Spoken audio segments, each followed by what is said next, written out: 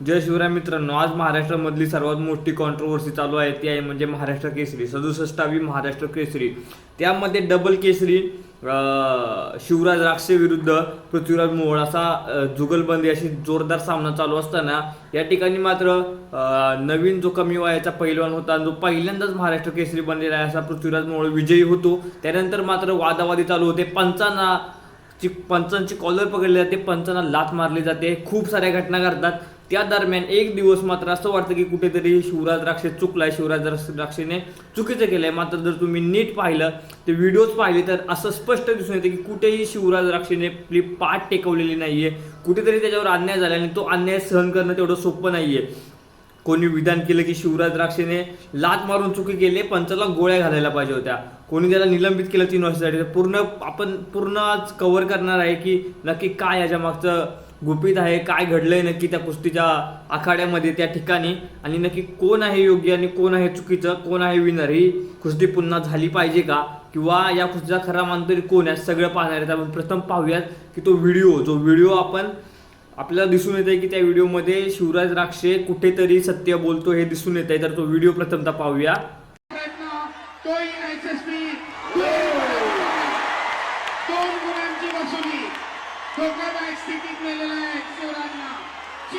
मित्रांनो, तुम्ही पाहिलं कुठेही वाटत नाही की शिवराज हारलाय. 95% तर निर्णय असाच वाटतंय की शिवराज हारलेला नव्हता. मात्र पंचांच्या निर्णयामुळे ती कुस्ती थांबली. त्यानंतर थोडं गरमागरमीचं वातावरण झालं. त्यामध्ये त्याने पंचांना विचारलं की मला व्हिडिओज दाखवा, मी तुमचा निर्णय मान्य करतो. मात्र ते त्यांनी नाकारलं आणि कुठेतरी पहिलवान असल्यामुळे ॲग्रेशन हे शरीरामध्ये असणारच. त्याने त्या ॲग्रेशनच्या जोमात कुठेतरी पंचांसोबत गैरवर्तन केलं आणि त्याचा प्रभाव त्याच्या पुढील भविष्यावर पडला. जवळजवळ 3 वर्षाचं त्याला निलंबन देण्यात आलंय.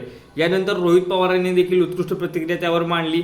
त्यानंतर आपण 2 व्हिडिओज पाहणार आहोत. एक शिवराजची प्रतिक्रिया आणि त्याच्यावर का निलंबन टाकलं याबद्दल एक प्रतिक्रिया आहे, ती देखील आपण पाहणार आहोत. फक्त मीडिया पुढे दाखवले गेले की शिवराज राक्षेने लाथ मारली आणि कॉलर पकडली, पण त्या मागचा हेतू काय होता? मी वारंवार त्यांना विनंती करतोय की तुम्ही व्हिडिओ दाखवा आणि त्यानुसार तुम्ही जो निर्णय तो द्या. तो निर्णय मला मान्य असेल, पण तुम्ही व्हिडिओ दाखवायला तयार नाही. मी सारखी विनंती करतोय, तिथले अध्यक्ष असेल, कुस्तीगीर संघाचे सरचिटणीस असेल, सेक्रेटरी असेल, त्यांच्यापाशी विनंती करतोय की तुम्ही तो व्हिडिओ चेक करा आणि त्यानुसार काय निर्णय असेल तो निर्णय मला मान्य असेल. पण त्या ठिकाणी ते कोणच काय बोलायला तयार नाही, टाळाटाळ करायला लागले डायरेक्ट.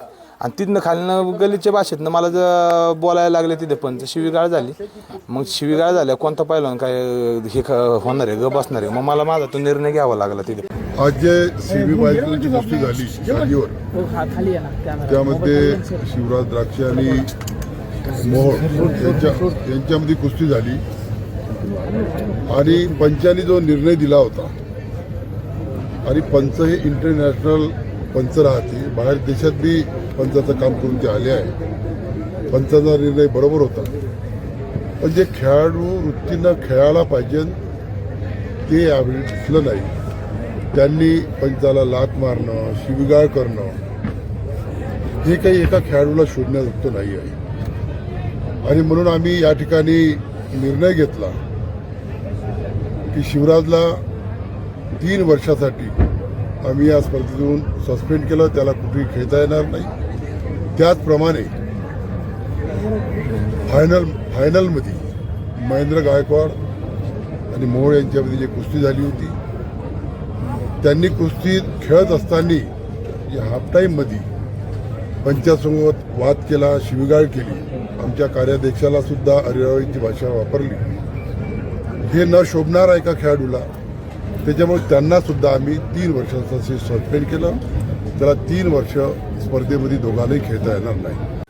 आणि यामध्ये कुठेतरी मोहोळ यांना ट्रोल होतंय खूप जास्त प्रमाणामध्ये. इंस्टाग्राम असेल, फेसबुक असेल किंवा त्यांच्या कोणत्याही सोशल मीडिया प्लॅटफॉर्मवर, तर ते देखील तेवढं चुकीचं आहे. कारण की तो निर्णय मोहोळ यांचा नव्हता, तर तो निर्णय होता पंचांचा. त्यांना बोगस पैलवान, फिक्सिंग, खूप साऱ्या गोष्टी बोलल्या जात आहेत, तर त्या देखील तेवढ्या चुकीच्या आहेत. आपण यानंतर पाहूया की मोहोळ यांची प्रतिक्रिया काय होती यावर, तर ते देखील पहा, दोन्ही बाजू पहा नीट. या ठिकाणी चुकी असेल कोणाची तर पंच ते एक मोठा पैलवान आहे, मी तर काय बघितलं नाही, पण ही चुकीची गोष्ट आहे.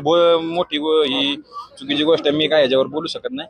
मी माझं एक योद्ध्याचं काम मी पूर्ण केलंय, याच्यावर माझं काही महाराष्ट्र की तर मी नव्हतं. पण सांगायच्या आजोबांसंग खूप अन्याय झाला होता, कारण आजोबांची वर त्याला सतीश मांड्याची कुस्ती होती आजोबांनी सगळं जिंकलं होतं तरी काही मान्यवरांनी गदाची आमच्याकडे खांद्यावर नव्हती दिली.